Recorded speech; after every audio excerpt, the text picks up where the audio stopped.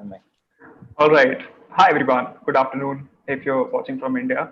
And good whatever to wherever you're watching from. Welcome to another great session with Swakon. Today we'll be talking about liberalism and open immigration with Ken Schoolland. Ken is an associate professor of economics and the director of entrepreneurship center at Hawaii Pacific University in Honolulu, Hawaii. He is also the president of the International Society for Individual Liberty, a member of the Mont Pelerin Society, a Sam Walton Fellow for Enactus, a member of the Board of Scholars for the Grassroots Institute of Hawaii, and a charter member for the Board of Directors of the Small Business Hawaii Entrepreneurial Society Foundation. He has authored two books, The Adventures of Jonathan Gullible, A Free Market Odyssey, now published in more than 47 languages, and Shogun's Ghost, The Dark Side of Japanese Education in 2 languages. Welcome, Ken. Thank you so much for joining us. And guys, Ken has a great presentation lined out for us. If you have any questions, please use the Slido link in the description to ask any questions. We'll be asking questions from there. Ken, all yours. Well, thank you very much. I appreciate very much you inviting me. I'm sorry that we can't go travel to India at this time. It seems like my wife had planned to be present at this event, and then the whole conference, the world got turned upside down. But you're making a very good use of the technology to recover our contact with each other. So thank you very much. As mentioned, I'm talking about liberalism and open immigration. I consider it an issue of what is practical, humanitarian, and ethical. First, as a brief enhancement of the introduction, let me just mention that what my wife and I are doing and have done for, well, at least the last 30 years, have been to promote free markets and free minds around the world. My wife has organized conferences for the International Society for Individual Liberty, and now named Liberty International, in Shanghai a couple times, in Bali, in Bratislava. She has also organized 10 years of free market seminars of a dozen professors talking about free market and Austrian economics in Shenyang at Northeastern University. Last summer, we had a free market roadshow that went around China. And I'm with Liberty International that hosts summer camps for youths, and well, not just summer, but all year round around the world, but also conferences that we've had over the last 35 years in a multitude of places all around the world. And next January, I hope that you'll join us in Medellin, Colombia. It's been moved back to January of 2021. We look forward to seeing you there, if at all possible. One of the ways that we do international activities is with the publication of my book, and I'm very pleased to say that 3 of the editions of my book have been published by Barun Mitra, founder of the Liberty Institute in New Delhi. An English commentary edition, the Hindi edition, and the Bengali edition of the book. And just today, I posted the audiobook online in English, so you can access that if you like as well. I'm pleased to update that resume that was announced at the beginning of the session by saying that the book has now been published in 55 languages. Starting next week, the Thai edition will be published, and the one previously to that was the Dari edition in Afghanistan last fall. It's been produced as plays in Africa, Eastern Europe, and Asia, in Kazakhstan, a musical production, and the philosophy of liberty espouses, puts forth an animation about the ideas of liberty that you can also find online. If you wish, find us at jonathangullible.com. Now for this evening's topic. Well, the news is just full of everything going on. Who would have guessed when you were setting up this session that the world would have changed so much in just the last 3 months? And I would have to say that as I was doing the research for this presentation tonight, I noticed that This has particularly hit the population of India, the people of India, and also the Indian diaspora, the people from India that have come to live and work in the United States. It is a very large population that contributes enormously to the well-being and prosperity of both the United States and of India as engineers, scientists, doctors, all kinds of people are working here. I've had Indian students in my classes at Hawaii Pacific University, and they're in limbo now, because now it's very difficult to travel. It's very difficult to get visas, very difficult to get work permission and green cards, which is problematic for them especially, but also for all of the American population, because migration from India has helped out people in my country enormously. And I also believe that this has helped out the people in India by the transfer of not only wealth, but knowledge, and the return of a lot of people to India. And there's been a lot that, well, our countries have had, I guess last February, Prime Minister Modi and President Trump, as you can see, embraced each other and were warm, good friends. But in my opinion, I think that their policies have not been very helpful to large portions of the populations of the world. I've been reading a bit about the stay-at-home orders that were issued by Prime Minister Modi, and it seems that it has changed the circumstances a lot. I mean, the disease, yes, but the response to the disease is this fear and panic about the disease, I believe, is going to create more trouble than the disease itself for the population of the world. In recent years, or over the last couple centuries, we've seen enormous improvements in the quality of life. The percentage of the population of the world that is in extreme poverty has been declining rapidly in recent years. Basic education is on the rise, basic literacy is on the rise. Democracy around the world has been on the rise. Vaccination rates and health conditions and have been improving. Child mortality is way down as the world prospers. But this has taken a huge turn. Recent evidence from the World Bank and the Economist magazine indicate that now, for the first time, there's a tremendous reversal in the people in desperate poverty conditions, as millions of people are displaced, millions of people are losing their jobs, millions of people are losing their access to healthcare, to transportation, to so many things. And now, and as we can also see, as could be expected under these conditions, a rise in frustration, protests and violence that as frictions mount around the world. The World Bank says that by the end of the year, 500 million people may be pushed into destitution, largely because of the pandemic. And this is very, very tragic. Now, let me go to the point about migration. How important is migration to the health of the world? Well, I say that it's an extremely important factor. For me, it's I've even consider it probably one of the most important factors, if not the most important factors, in elevating people's lives. You know, you can vote for things in an election, and your vote is won in a couple million, or maybe tens of millions of votes.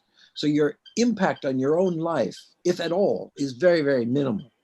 But your impact by voting with your feet is enormous. It can transform your life and the lives of your family and the lives of your friends and the people in your neighborhood and community enormously by just being able to vote with your feet. What has come to my attention is this chart here, which shows the movement of people around the world. I think this was a picture in time in 2015, but it's representative of what has happened over the 30 years, let's say from 1981 to 2011. Massive migration around the world, internally and externally across international borders. But the biggest one of all is the internal migration within China. Now, China as we all know, has seen extraordinary progress from the destitute poverty that they had back in 1980 to being the second largest economy in the world. I hope that India soon passes that. But all bets are off with these changing times. Nevertheless, the thing that has contributed more to this, boost in prosperity in China, it has been the internal migration. Consider that, since the European Union started, about 13 million people moved around in the European Union. And that was what it was set up for, to allow not only products, but people and money to go around in the European Union. And a whole 13 million people did. 41 million people were allowed to migrate into the United States from abroad. In the world, 232 million international migrants have moved. But just within China, in those years that I've cited here, 260 million people migrated internally. And this has lifted 753 million people out of poverty and accounted for at least as much as 20 to 30% of the GDP growth in that country. It's big. They've been moving largely from the center and west of China to the eastern seaport, where the free economic zones have been established to try and imitate what Hong Kong has done over the years. And I put a picture of my wife on there so you can see that she came from there too and was a part of this migration, and to the United States as well. The problem now with this coronavirus in countries such as India, where people have been forced by the hundreds of thousands, if not millions, to move away from the cities and away from their jobs and the economy, is like reversing what happened in China. And I hope that this sort of thing doesn't happen in China, where the reversal occurs and then a disruption in the entire productive capacity of a country in this manner. Now, the Economic Freedom of the World Index was contrived by the Fraser Institute in Canada to take 5 criteria of economic prosperity, the size of government contracts, sound money, free trade, and regulatory restraint as measures of economic freedom, not political freedom, but economic freedom in the countries of the world. And they rank the countries of the world by the areas at the top with the most freedom in the blue, and the bottom, the areas in the red, and the green and yellow in between. China does not rank all that high on the Economic Freedom of the World Index as a whole. But China is a very big country. If you break it up by its provinces, you find that many of the provinces of China are among the freest in the world, up there with Hong Kong and Singapore. And many of the provinces of China are at the bottom of the ranking of the economic freedom of the world. In that case, that means that the provinces that are at the top of the list have been the engines of growth. And it's thanks to the opportunity for migration from the unfree regions to the free regions that China can owe its extraordinary development and progress. It's that movement of people, resources to improve their own total factor productivity, improve their lives and the lives of the country as a whole by their contribution. Had that not been allowed, I believe it wouldn't have happened. So I would put as the 6th category on the Economic Freedom of the World Index, which hasn't yet been included, but it should be, as the most important factor in economic development for a country, allowing people to move to where they are most productive. Now, I owe a lot to the research of Ortega and Perry in making the statement that migration is one of the most important factors. They state here their reasons why this, but we show, says Ortega and Perry, that openness to immigration is a strong predictor of its income per person and works much better for immigration than for trade. Now, we all know that economic development comes from an openness to trade. That is true, has been true in the past 200 years.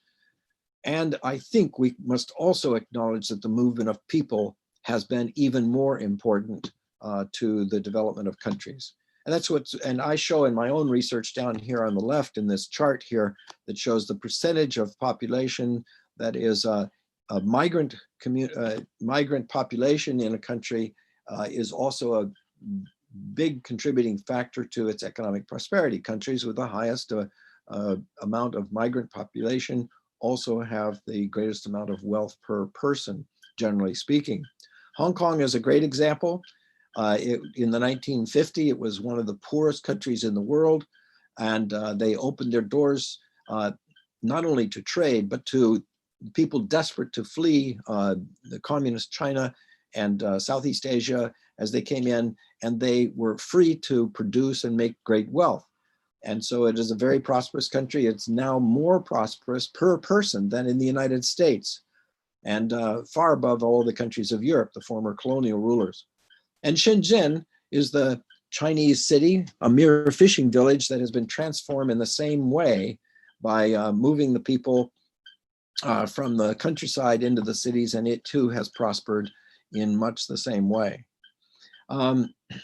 I also say that one of the reasons that immigrants are so effective is not that they are just workers and spenders, consumers. They are entrepreneurial. They come and Stuart Anderson of the National Foundation for American Policy says that immigrant entrepreneurs are the heroes of a market-based economy, driving innovation and job growth.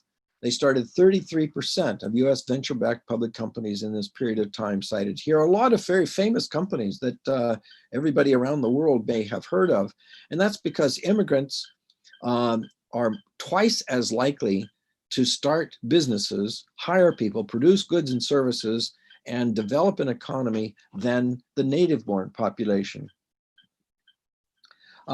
Adrian Furman argues that they are the sort of people, immigrants are the sort of people who migrate, have a different pattern of motivation, abilities, and adjustment. They are hungrier, more risk-taking, and more hardy. What this means is that migration is a selective process. It's a selective process where the people who are willing to take the courage, the diligence, the energy, the drive to leave everything that's familiar and comfortable to them, to go to somewhere that is unfamiliar and potentially hostile, to take the chance of a new life, are the ones I consider the most likely to be the entrepreneurs. Bill Zinke at Forbes magazine prepares a list of all the positive characteristics of entrepreneurs, and it's almost a perfect match with the characteristics that are common of immigrants. They're diligent, driven, innovative, and very courageous.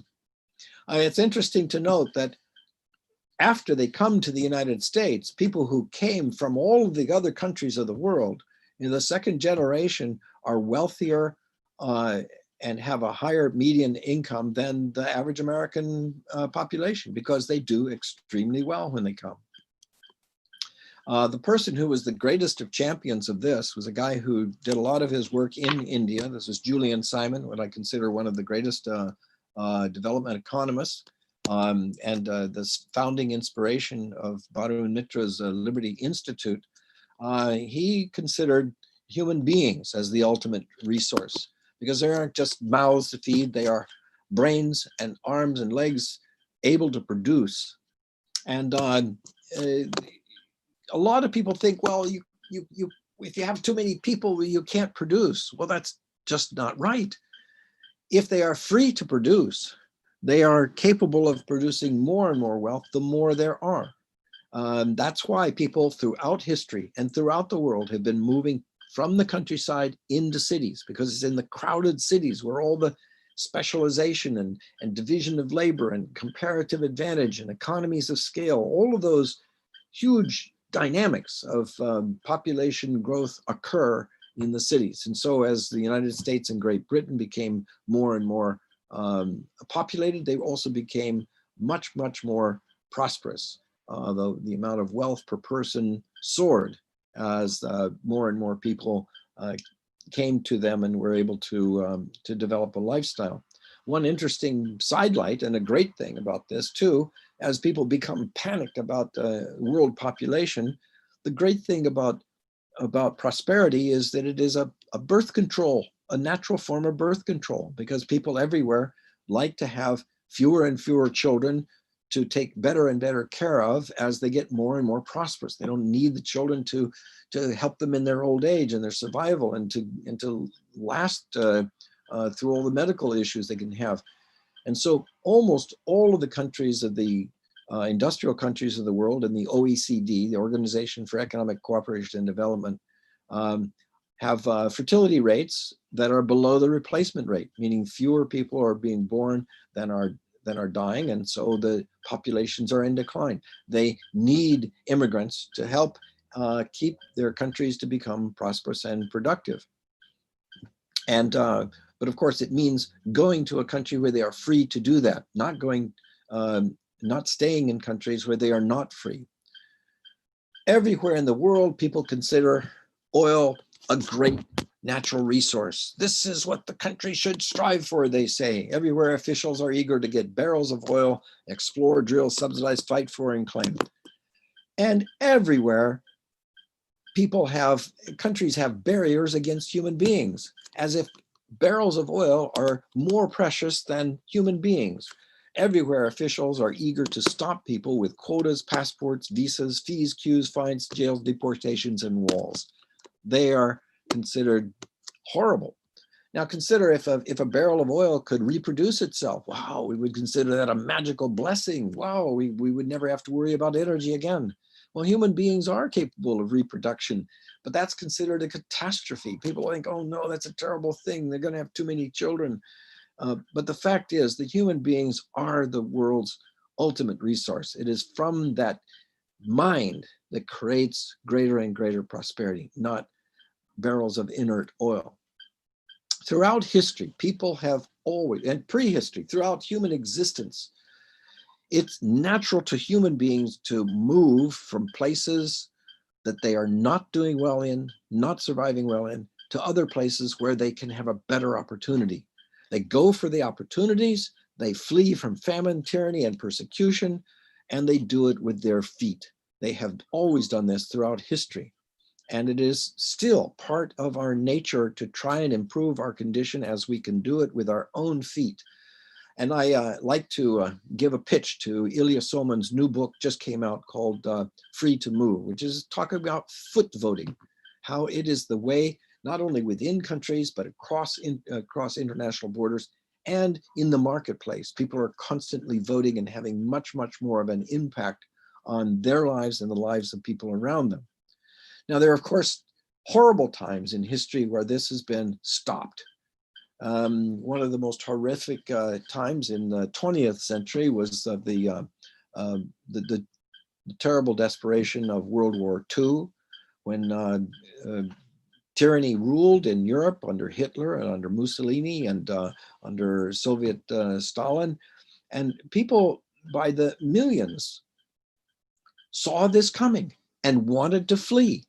Millions of Jews and Catholics and Poles and Czechs and people who were desperate to flee this coming onslaught.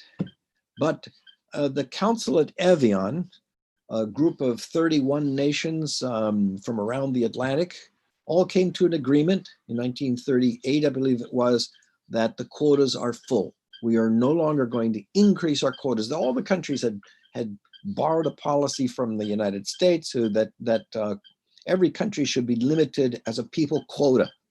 A limited number is the appropriate and right number, and that's because the people were fearful of it. It had started with the Chinese Exclusion Act in the United States, where the United States said, well, we don't want the race of Asians in America. So they put up the Chinese Exclusion Act to exclude all Chinese. And then they went to the Japanese and they excluded them. And the whole point was that people were fearful and they didn't want them to come. So what that meant is it closed off the door to all those people who were desperate to flee Hitler's Germany. And they died by the millions. Before they left, there were some who were able to escape, like Einstein and Enrique Fermi, who were able to help be part of the defense against Hitler and the Axis forces. But here, and there were occasional heroes who helped people escape. But for the most part, people died by the millions, because once the quotas were shut, then Hitler knew, well, we could do pretty much whatever we want to these to these other people because no one else really cares about them anyway. I mean, he had actually urged them to go, but other countries didn't accept them. Anne Frank, a very famous Jewish girl in Amsterdam, also tried to, her family tried to escape. Oh, okay. Her family tried to escape, but twice were denied visas to come to the United States. So from my point of view, it's not only the guard at the gate on the inside of the wall, preventing somebody from leaving that is the tyrant, but it is the guard on the other side of the wall that doesn't allow them to escape. It doesn't matter which side of the wall the guard is standing, the effect is the same. Now, there are people throughout the world who are migrating these days from all kinds of horrific conditions, poverty and warfare and gang violence and corruption and all sorts of things. And throughout the Mediterranean region, I'm quite impressed. I visited the Lebanese Institute for Market Studies in Lebanon, and they made quite an impression on me by saying, well, Lebanon is a country of 4 million people. About 12 million Lebanese have moved abroad all around the world and have established themselves in many other places. Yet, despite the smallness of the country and the 4 million population, they accepted as many as 2 million refugees from Syria and another million from Palestine. Yes, because, well, there are advantages to being able to be a refuge for people in desperate troubles. You're closer to this situation here where the Rohingya have been, I think, treated very, very badly in Burma and driven much from their homes and from their conditions. Their condition is pretty abysmal, and I think that that's one tragedy.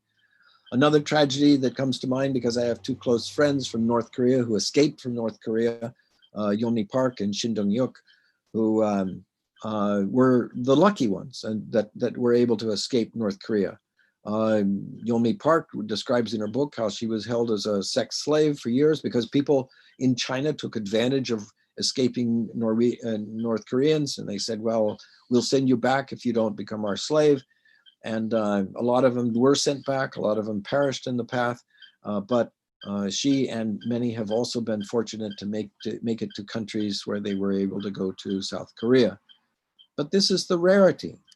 Also, there are people around the world who are trying to find their way to the United States.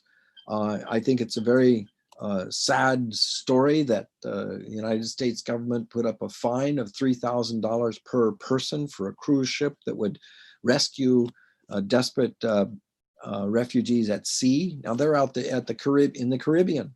They're exposed to pirates and sharks and bad weather and storms, and about a quarter of them perish in the sea just trying to flee some desperate poverty and come to the United States. When they were picked up by the cruise ship, the ship captain was fined $3,000 per person, which of course is also a violation essentially of international law. Cruise ships are required to pick up people that they see desperate at sea and stranded. And yet the fine makes it sure that many of the cruise ships will just look the other way and let those people die. They are human beings with great possibilities and potential, and yet they're just pushed aside because they're out of sight and out of mind. People pay thousands of dollars from Honduras, Guatemala, Central American countries for someone to traffic them into the United States. Now, for me, I can buy an airline ticket for $500 to go to almost any country in South America, but they have to pay many times more. But some of my best friends are people who have come courageously from China through South America and up to the United States, and they are the hardest working, most intelligent, most kindest and nicest people I've ever met. But so many don't make it because they're kept out by people like President Trump, who wants to put up a 2,000-mile long wall, 9 meters high, 2 meters deep, at a cost of at least $20 billion to keep them out. A lot of the refugees then find their way across the Arizona, New Mexico, and Texas desert. where many of them perish in the path. About 1,000 a year perish in the deserts. One man named Walt Staton put out bottles of water in certain pathways where he expected that they might be able to find the water before they perished. And he was arrested and convicted of littering and sentenced to 60 days of community service, 60 hours of community service, in which he said, well, I thought that's what I was doing. Mostly people object to newcomers because, well, we don't know them. We don't know what they're like. They're nameless faces that we fear them.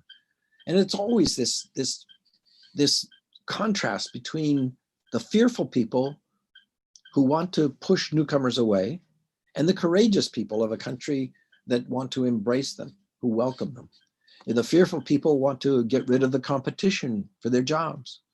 And the courageous people say, no, we welcome the competition. It's not our job. It belongs to the employer.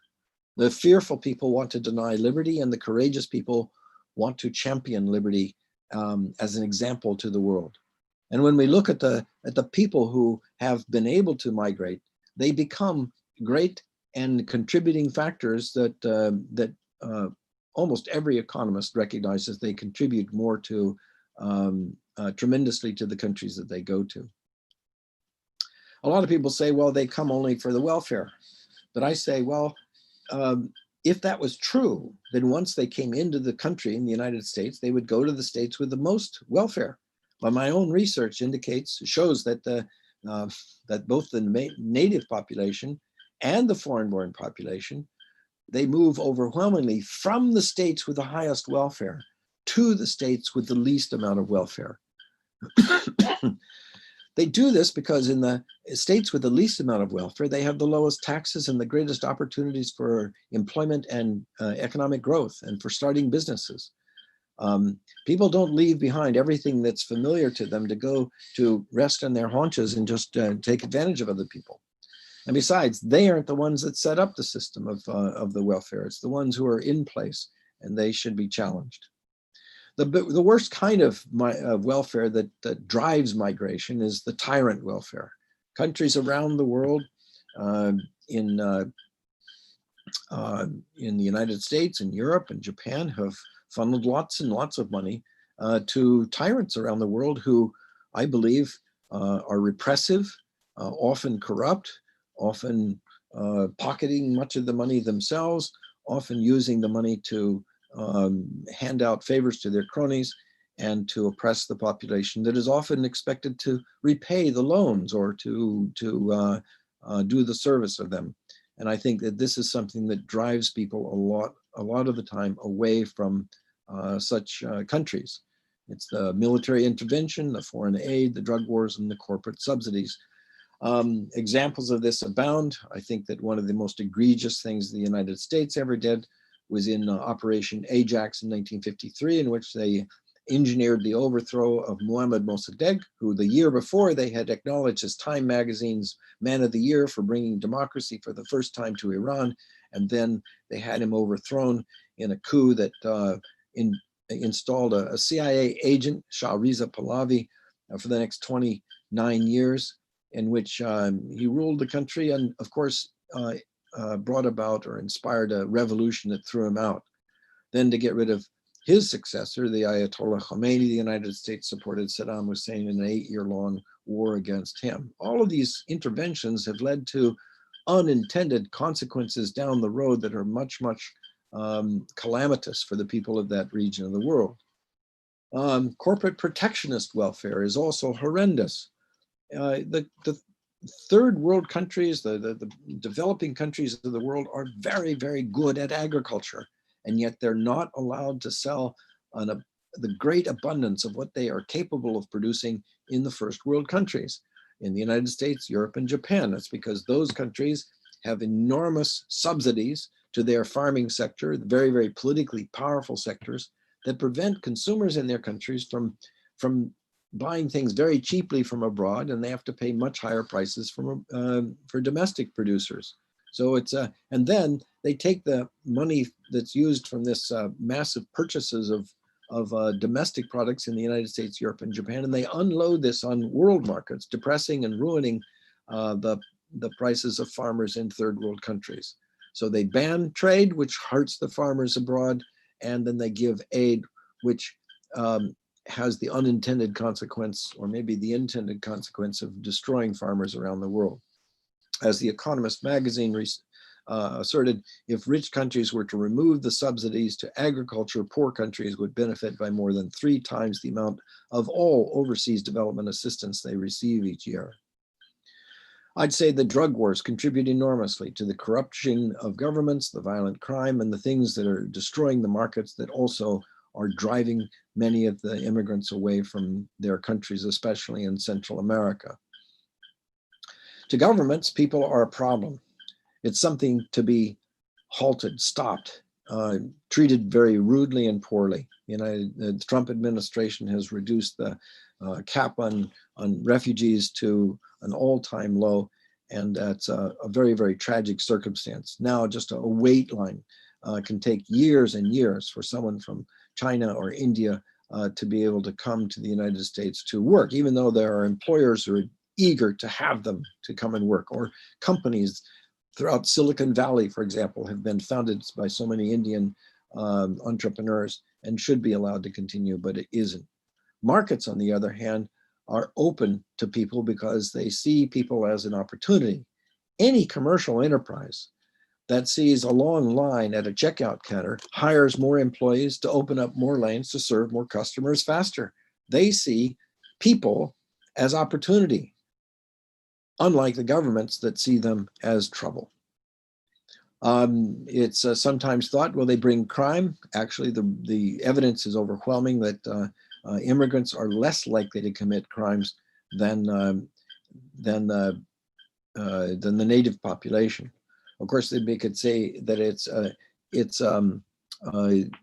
very coming as an illegal immigrant is a crime, but I don't consider that a crime. I'm considering there are some laws which are violations of individual rights, which are not crimes. It's the crime to persecute these people for just trying to engage in voluntary economic activity. There's not enough space, I'm told.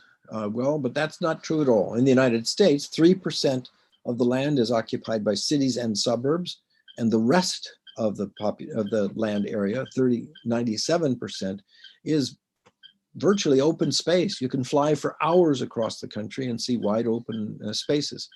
And yet people throughout history, as I've mentioned before, are always moving to the cities from the countryside throughout history and throughout the world, because it's in the cities, in the crowded cities, where the greatest activity is going.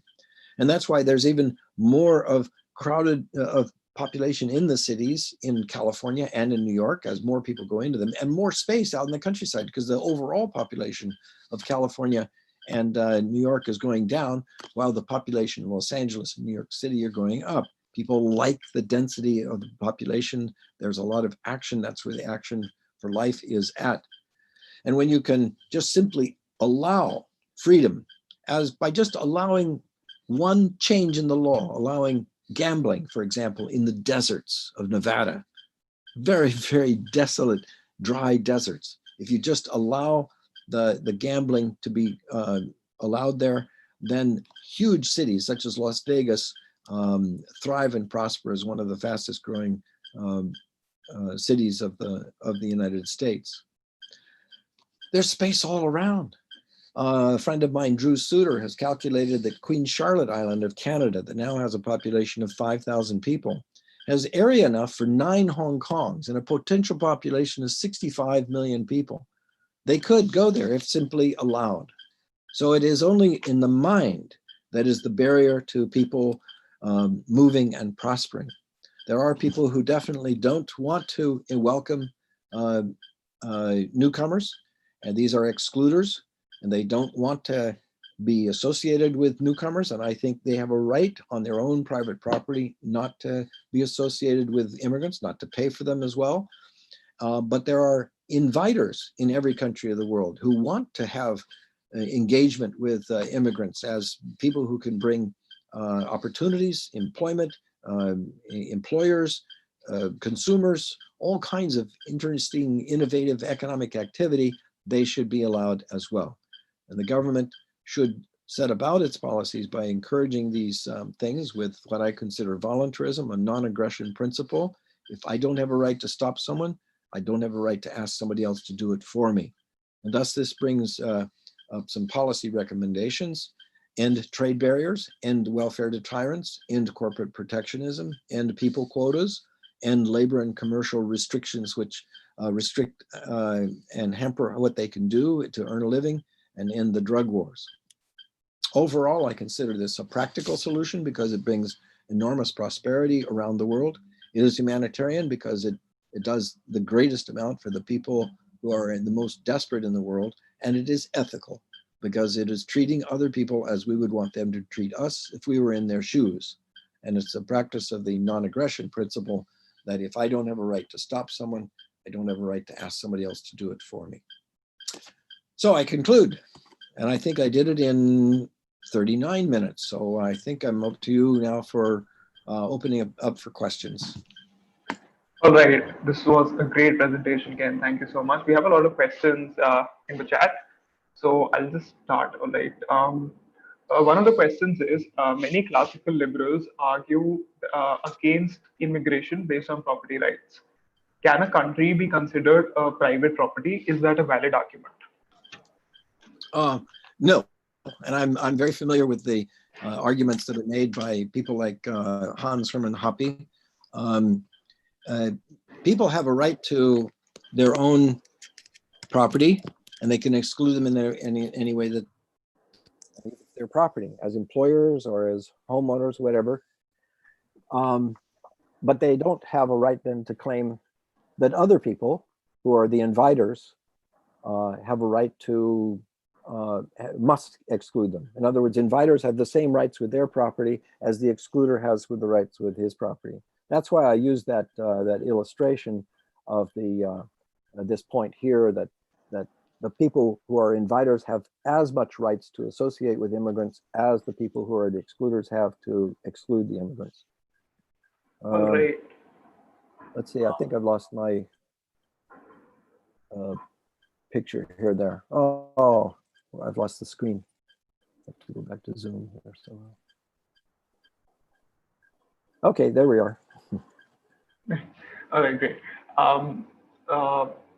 Another person asked, there are also claims about illiberal immigrants coming and establishing their illiberal ideas. Is that a justified assumption? Oh, that happens. And it certainly can happen, but it's the same thing that happen with children.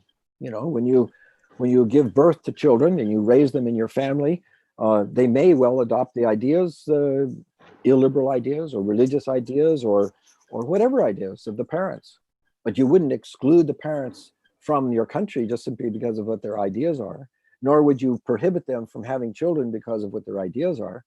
No, instead you limit the power of the state to impose one person's will on another person. So if there is no power of the state to do that, to where anybody can grab power by the majority rule and impose their will on a minority, if they don't have the power, then it doesn't matter what they're thinking, as they're impotent to use it. All right. The same kind of argument that would apply to immigrants should be applied to children. You know, I mean, people say, oh, well, they don't know the language. The immigrants don't have skills. They're not familiar with the territory and the manners and customs. Well, that's even more so of children. And so they're 18 or 20 years dependent on their parents. Well, immigrants come self-sufficient. They're much more advanced and ready to take care of themselves than the children. Right. All right. So Ashima asks, often liberal leaders forget to ask citizens if they wanted large-scale migration from distant lands. Turns out a large number of them did not. Your take? I say it again, please. I didn't quite catch it. All right. Ashima says that often liberal leaders forget to ask citizens if they wanted large-scale migration from distant lands. Turns out that a large number of them did not. Your take? Oh. Yeah. Well, it doesn't matter if people want them. I mean, suppose that I don't want you to have your liberty. I'm sorry, it doesn't matter if I don't want you to have your liberty. You still have a right to your liberty, whether I want it or not. So, All right. Another participant asks, is it okay to group refugees fleeing persecution according to their religious identity and deny access to some because of it? no, to me, I think that all human beings are created equal. They're endowed by their creator with the certain inalienable rights about life, liberty, and pursuit of happiness. I like those words of the Declaration of Independence in the United States. I think it applies to everyone. That there is, I wouldn't say that because of your religion that you have any less rights than another person. And by grouping them is a collectivist notion that people aren't responsible for their own individual behavior, that they're somehow brushed with the broad brush of everybody around them. And so, for example, people say that immigrants might come and be criminals. Well, one of the biggest terrorists that ever came and did an act of terrorism in the United States was a guy named Timothy McVeigh that went from New York to Oklahoma City, and he bombed the Mehra Federal Building and killed thousands of people. Well, he was a bad guy. He should have been punished and executed. But not everybody from New York was bad person like him. It would have been wrong to put up a wall around New York and say, oh, well, everybody from New York is a bad person because Timothy McVeigh did this terrorist thing. You hold people individually responsible for their own actions, not for the collective notion that they are, some group of people is responsible for what they did. All right, just adding on to this, are you aware of the Citizenship Amendment Act that was passed in India last year? Say that again. Am I aware of the Citizenship Amendment Act that was passed in India last year? Faintly. I'm sorry to say I'm not an expert on that. It has something to do with this division between Muslims and Hindus. Sort of. It's slightly more complicated. So the bill grants Indian citizenship to non-Muslim minorities from Pakistan, Afghanistan, and Bangladesh and Sri Lanka, if I'm not wrong, a couple of neighboring countries, right? So there was a lot of protest last year. I mean, one of the biggest protests we've seen in decades. SFL also participated. At the core of that particular act was the differentiation on the basis of religion and the state granting citizenship to one religion on the idea that they are facing persecution in the neighboring country versus the idea that others have not. It has a lot to do with how India was partitioned on the basis of religion, but at the end of the day, it boils down to how, say, one religion is persecuted in that country and the other is not. For example, there are Ahmadiyya Muslims in Pakistan, there are Shia Muslims in Pakistan who are persecuted very highly. But this law does not recognize them as persecuted minorities. They just, as you said, paint with the broad stroke of being a Muslim. So what do you have to say about that? Do you have any thoughts? I think that the state should have no role in favoring one kind of religion over another kind of religion. If there's any legitimate role for government, it is simply to protect against violence, the initiation of force from one person to another, and not to impose religions, not to use that force to impose one kind of religion or value system or one thing or another, but simply to protect against the initiation of force. It's a very libertarian principle, if you may. All right. Another question is, do you think the idea of nation states will disappear and the identity of nation states will dissolve if borders are open and the cultures intermingle? Well, in a sense, I yes, I see what you mean. I think ultimately over time, yes, that may occur. I think that in a sense, the globalization of the planet by opening trade and opening commerce and it's not just the migration. Look at, we've had tourism, we have businesses, we have students. Those people are allowed to move all over the planet and they're constantly bringing ideas. Movies are changing, and internet has been changing people's thinking and sort of melding us together into a something unrecognizable just 100 years ago. So yeah, I suppose that there's less sovereignty in the old nation state sense. And I welcome that. I think that the old nation state sense left us with constant wars, constant imperialism, constant colonialism, constant reasons for battling us for stupid reasons. Great. All right. Pardon There's a me. question. There's a question about some people argue that immigration has to be stopped as long as we have a welfare state. Without that, immigrants cannot be allowed to enter. What are your views? And I believe Milton Friedman also said that welfare state and open borders and open immigration cannot exist together. Yes, and I've challenged Milton Friedman on that. By the way, he endorsed my book anyway. But he's wrong, because you could say the same thing about children. As long as we have a welfare state forcing one person to pay for the health care of another person, we can't allow them to have children. The logic doesn't hold. Because you have one form of tyranny, you have the coercive state forcing one person to take money from one to give it to another, doesn't justify then another tyranny. Well, because we do that, then we can't allow this person to escape from tyranny and free and destitution and poverty. No, it doesn't hold that you can hold one freedom hostage to the existence of another form of tyranny of the government. All right. There's another question which says the opposition to immigration is also rooted in some claiming that immigrants add to the already limited resources. How would you answer that? Oh, yes. I've addressed this in my talk about why people are constantly moving to the cities.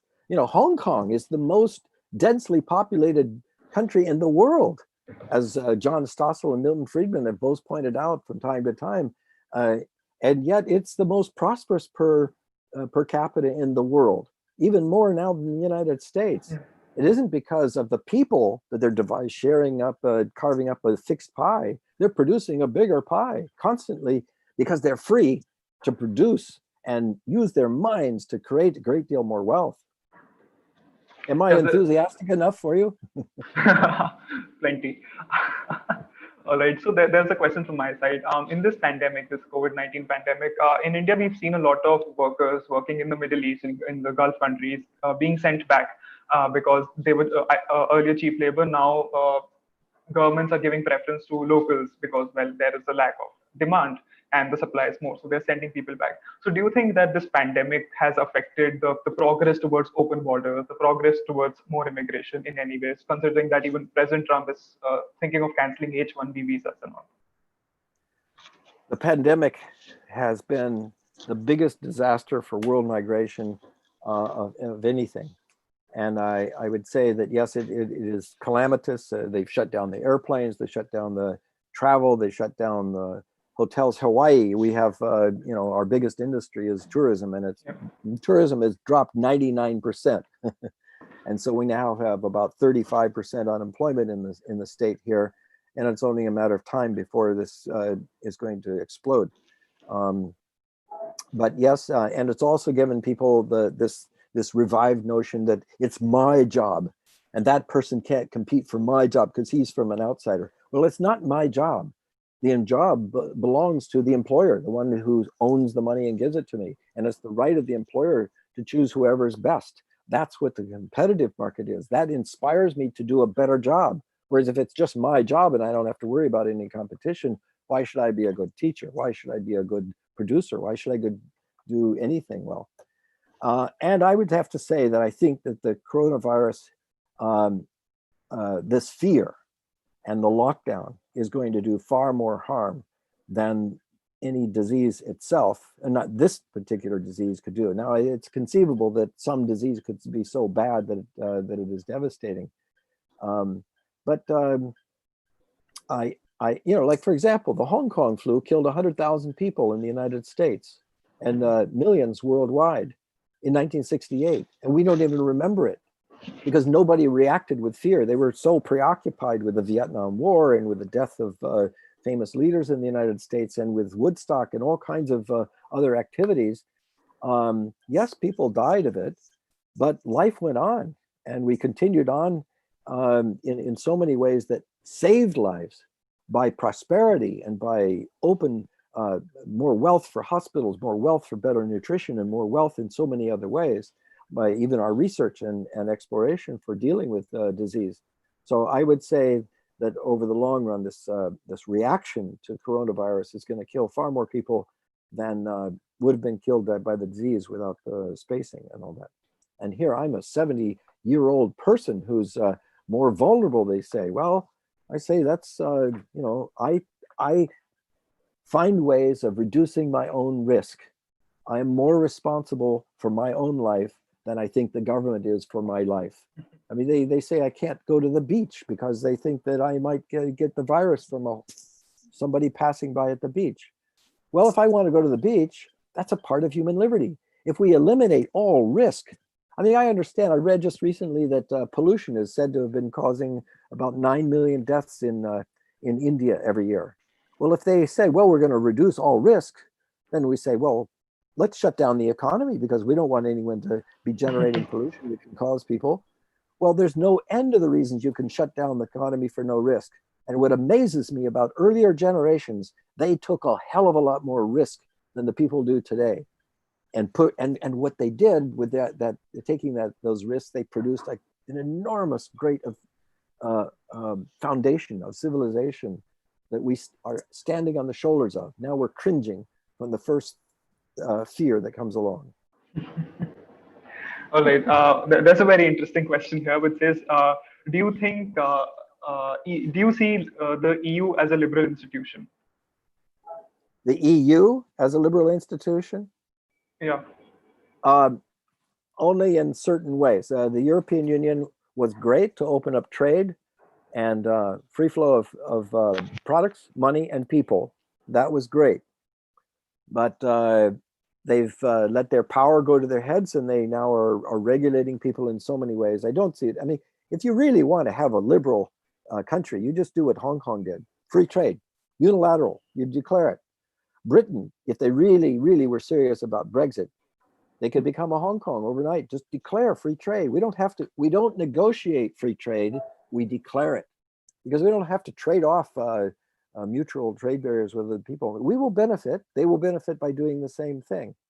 And so the European Union is a mixed bag. I'm glad that they're trying to be united instead of fighting stupid wars like they did in World War I and World War II and the centuries of imperial colonial wars that they fought with each other. So there are pluses with it. It's not entirely a negative, but okay. All right. Cool. So Sukanti is a SFL alumni, it's a South Asia Students for Liberty alumni. She asks, so do you think that taking in refugees from neighboring countries can benefit developing or underdeveloped countries? Yes, and please give my regards to Sugandhi. I know her well, and I highly respect her. But yes, the bringing in people from neighboring countries is an enormous thing. Imagine it's providing a refuge that offers enormous improvement of skills, contacts, and also remittances that go back to the homeland. And it's so much better than foreign aid, because foreign aid is money that's taken from poor people in rich countries and given to rich people in poor countries. And it is the government officials who hand it out have no personal feel for what created that wealth and what it's going to. But human beings, when they go from one country to another, earn a living and send it back to their family and friends. They know the value of what they've earned, and they know that back home, they appreciate it because of who it is that's sending it to them, and they are going to put it to valuable use. So in both countries, there's enormous gain from migration from one country to another, neighboring countries especially, as it was for Lebanon. I mean, look at how many lives. The 4 million Lebanese saved 2 million Syrians from this horrendous war. And better that they do that than they just die. I mean, it's so easy to say, well, just let them die because they're out of sight, out of mind. But if it was ourselves or our families, we would say no because we'd feel it. And that's the humane approach to it. Fair enough. There's a question by Ravi. Ravi says, many leaders throughout the world denounce immigration, saying that it sullies the culture of the host country. What do you have to say about that? Yeah, I hear that all the time as if culture is a fixed thing. Culture is something that is dynamic. If it's a Exactly. good culture, a strong culture, it too faces competition. What is good and strong thrives and lives within its people because it's good. And the people, by free choice, choose to borrow other things from other cultures because they like it. And only rulers are pandering to populist notions among the populace for their own political ends. But culture is an amorphous thing that depends on our choices, our free choices. I mean, the United States, I hear people say that about American culture. There is no such thing as a single American culture. There's people from, I mean, it's a nation of immigrants that came from everywhere, displaced the Native American Indians in the process, but have borrowed. I mean, we go downtown to Waikiki and you can eat at a Thai restaurant, an Indian restaurant, a European restaurant. You get the food and the flavor and the movies and style and design and people you encounter all the time. My school has people from 100 different countries that come to the school, and they're having a mini model United Nations all the time, every day, mixing up with other people. It's not a bad thing. It's a really good thing. In fact, I remember from, I believe, Jason Brennan's video on YouTube. He says that people say that what you think when you think of American music, you think of country music. And country music's main instrument is the banjo, which is an African instrument, and the melodies are African. So that just goes to show how dynamic culture is. Yeah. That's right. Yeah. So there's another question about, where did it go? Yeah. How do you see that immigration is a major reason for Europe political divide and rising ultra-authoritarianism and parties like Lega, AFD, Five Star, PIS? Okay, restate the question again. Yeah. How do you see, or what do you think about the fact that immigration is a major reason for the political divide in Europe and the rising ultra-authoritarianism and parties like Lega, AFD, Five Star, PIS? Yes, I fear that. I fear that the people's fears of different people. But of course, the only thing that's going to reduce this fear is more exposure internationally to people. But then when they're experiencing hard times, the first blame is going to be on somebody else, on the outsider. Outsider blame is the quickest way for a politician to shift blame for his own economic and political failures, to put it onto somebody else. That's why countries sometimes go to war, because they want to blame the others for their troubles. And I fear that during this time, this economic depression that's coming on worldwide, that there will be a lot of that. And it's really tragic, because to me, it seems contrary to the religious fundamentals of all these people in all these countries. A religious fundamental is about love and peace and cooperation. But then they fire up the religious sentiments to hatred and bitterness and ultimate violence against other people. So it remains to us to be courageous, to stand as a bulwark, to act in favor of decent and honorable actions. So I can assure you that I will not be voting for Donald Trump this year. I mean, that's a really great. All right. All right. Who is this? Yeah. Samay asks, on the question of wages, there's a fear in certain communities that immigrants will take away jobs and the influx of cheap labor will drive down wages. Is that true? The evidence is overwhelming that immigrants don't drive down wages generally. They actually improve the wage condition and the prosperity of a country. But one particular person will say that, oh, somebody else came in and got the job. And as I've mentioned before, it isn't his job. It's owned by the employer who hands him the paycheck. That's the one who owns the money. It is the right of him to choose whoever is best for doing that job. And if he feels that it's better to have somebody who can do it cheaply and better, then that's the right of the owner of the business. And that's the motive for one employee then to get better at it and to improve his skills. And generally speaking, when newcomers come into a country, it improves the skills, because now there are new jobs that open up, skilled jobs, service jobs, all kinds of jobs that improve for those who already have all the advantages. The person who's born there and lived there, he knows the language, he knows the customs, he knows the culture, he's got the context and all the familiarity with it. I mean, why shouldn't he have an advantage at trying to outcompete a newcomer? So it is really up to us in a free market to encourage competition. It's always the best thing for prosperity in the long run. But people do fear competition. I understand that. It's just that we can't fall prey to that and allow them to crush the hardworking, diligent person. I see all the time, immigrants who are much harder. I do a survey in my classes, international trade classes, every year. I say, you have standing in front of you, two people. One person is an immigrant and the other person is a native born person who was born in your neighborhood. Generally speaking, who do you think would be the harder worker, knowing nothing else about them except where they were born? Overwhelmingly, always, the students always say, well, it's the immigrant. He's the harder worker. He'll be the harder worker. That's what brought him here in the first place. The person who is here is comfortable and familiar. Now, just eliminating the immigrant doesn't mean that this person will keep his job, because he may just be replaced by a machine, or the owner will just move abroad. And they say, well, if I can't hire this immigrant, then I'll move abroad, move my factory abroad where I can hire the immigrant there. Or maybe I'll get a machine that'll do better and not do any complaining as my employer. So just getting rid of the immigrant doesn't solve the problem.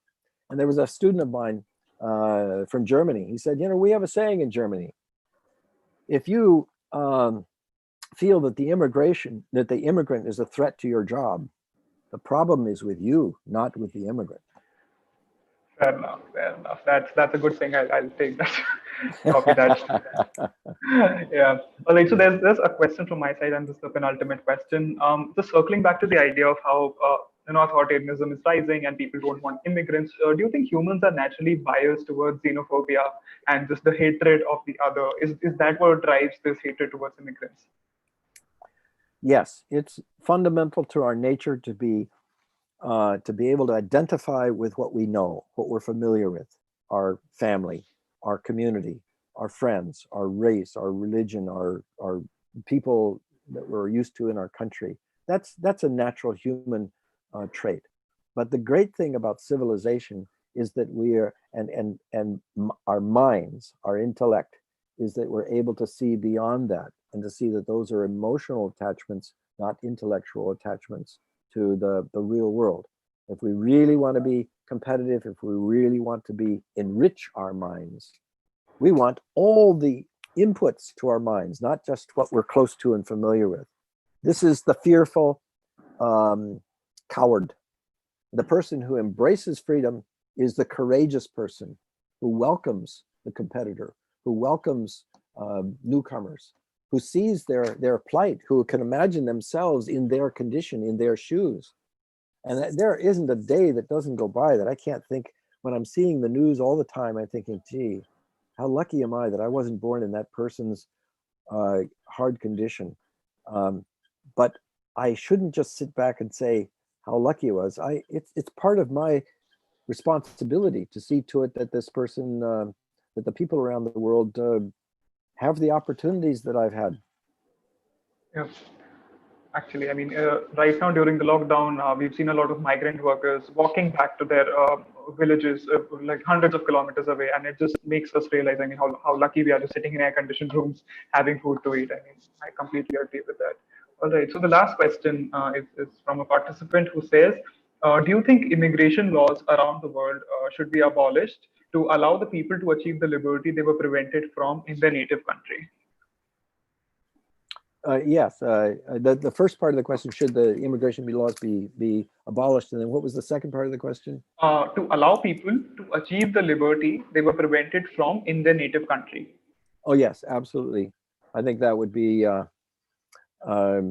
it's not just free trade advocacy in products. It's not just the product that should go across the border, it's the labor that produces that product should be allowed to go across the border too. And that is the most humane kind of response towards if anybody is suffering, let them escape.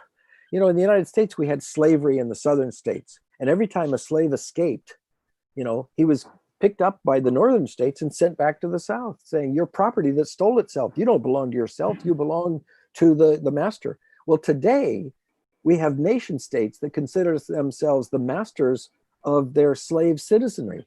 It's still slavery. And when someone tries to escape from that slavery, we ought to be welcoming. That's why I consider the open borders movement the current modern day abolition movement. It is ending slavery by state masters. All right. It's a great question. We don't have any more questions, and I mean, we've already short way over time, but this was great, Ken. Thank you so much. It was a Thank pleasure you very, talking to very you. much. I'm very, very grateful for this opportunity. And you can see I had a lot of fun too. So, So did we. yeah. Okay. Aloha. All right. Bye-bye. Take care. Please do attend all of our other seminars, people who are watching, and just go to our YouTube channel. You can find all of the